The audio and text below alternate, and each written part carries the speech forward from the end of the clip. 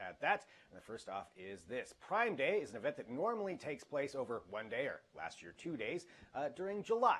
Amazon doesn't have an official date for it, but generally speaking, it's July. Well, it was already pushed back once to possibly August, now pushed back again, and that is because of concerns around COVID-19, safety of getting all these products out to people, and of course their employees. So this is what's happening with Amazon saying this again. It's estimated, there's guesses that it's going to be around October 5th. Now that is not something that Amazon has said explicitly, but that is something that's coming out from third-party sellers who are saying that's when they expect it's going to happen. But again, this is a huge event to just kind of emphasize what this is. I mean, this is essentially the size of Black Friday. This is a big event where they've gone from 1 day to 2 days.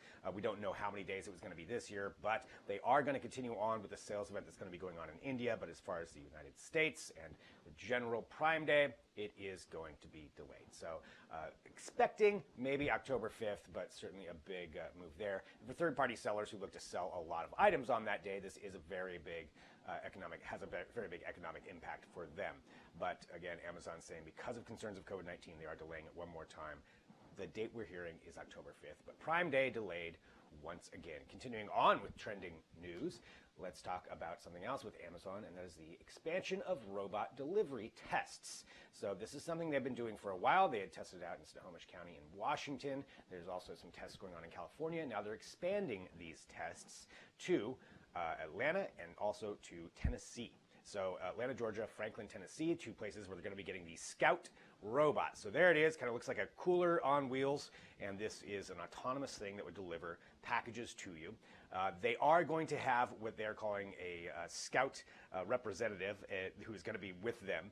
A Scout ambassador, excuse me, that's going to be with them because of the fact that they're still testing this out. So they'll have somebody walking along with it as it makes these deliveries, but this is something that rolling out to other places, they do see the advantage of these autonomous deliveries. And they're not the only company that's working on things like this, but certainly Amazon being one of the biggest retailers in the world, this is a pretty big move. So as they test these out, we would expect to maybe see more of this. There are some benefits to that as far as exposure to COVID-19 and different things like that for the drivers, but this is something that Amazon's working on. They did say that also with they're going to be looking to local schools in Atlanta and Franklin to support STEM and robotics activities. So they're looking for people to actually help out with this and maybe increase some education when it comes to STEM and robotics. So looking for the, quote, next generation of innovators in both cities, but something you can read more about at digitaltrends.com.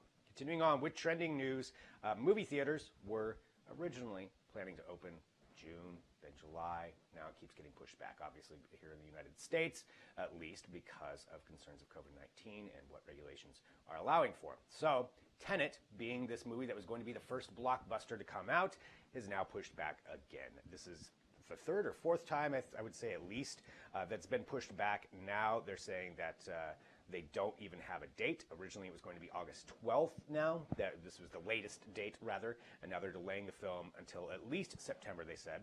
This comes with a couple of different things. There's also a couple of August films that will most likely be delayed, and that's The New Mutants and Mulan from Disney.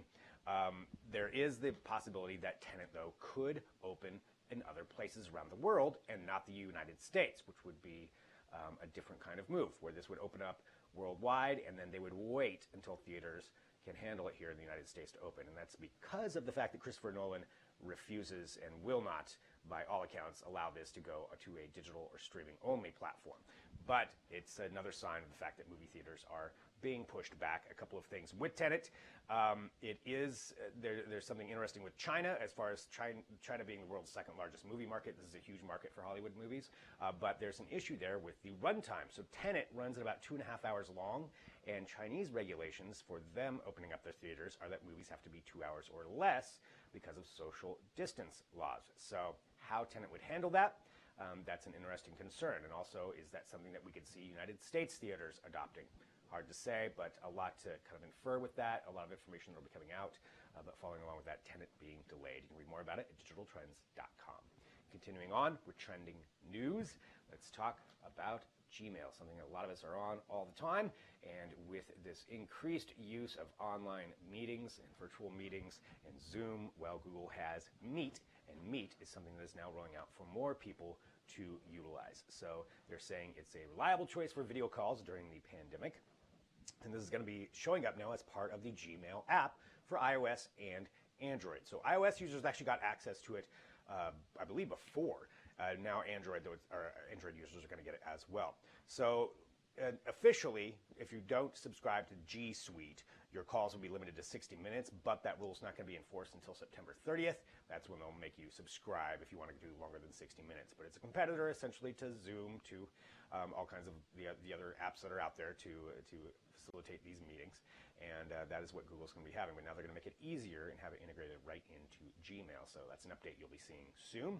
And again, read more about that at digitaltrends.com. Continuing on, let's talk about some e-vehicles and how they are competing with gas vehicles, but in particular, these really fast ones. So here we go. We have got Ford with their Mustang Mach-E, which is due to be coming out later on. Well, now they've got a special version, which is the Mach-E 1400, which has 1,400 horsepower. That is what it's got, 1,400 horsepower. That is a very fast vehicle right there. They're showcasing it. There are a couple of interesting things with it. It's got 7 electric motors. They, of course, made it more aerodynamic. It's got some different body work. It's got a massive rear wing, but it's got 7 electric motors. They said it's got a top speed of around 160 miles per hour, and again, all electric.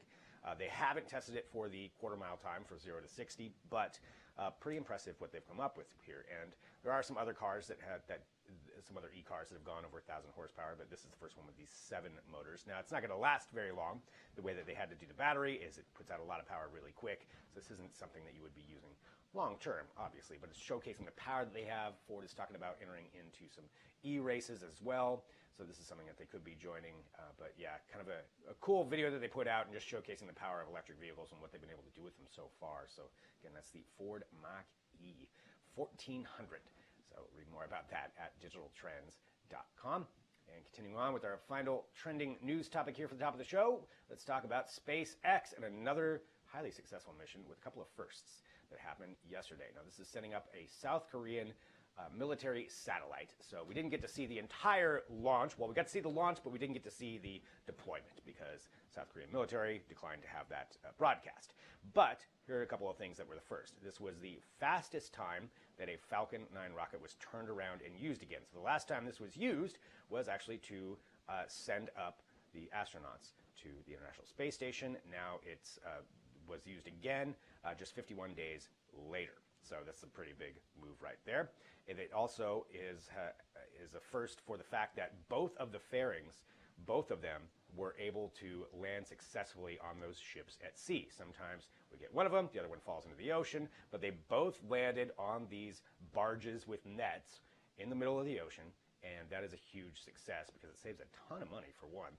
These things are about $6 million a piece, and the fact that they're able to save them both clearly is saving a lot of money, but also just the tech of being able to catch it. Pretty impressive what they were able to do, and there's a lot more coming up with space and SpaceX. They're going to be having some more launches for Starlink coming up, but still pretty cool firsts that happened right there. You can read more about them at digitaltrends.com.